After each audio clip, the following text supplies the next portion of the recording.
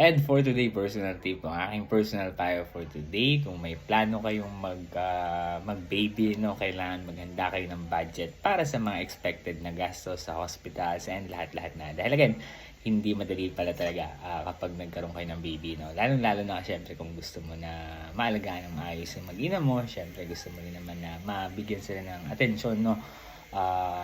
Kailangan mo talagang magtabi ng budget dahil again medyo may kamahalan ng mga professional fees. Well, alam natin yan, no? Kaya kung sakali man nagpaplano kayo mag-baby, siguraduhin nyo na mas maganda ang pinagpaplanuhan nyo para nakapagtabi kayo ng pera, no? Kung baga, hanggat maaari wag sanang pabigla-bigla or kung nabigla man, eh dapat paghandaan.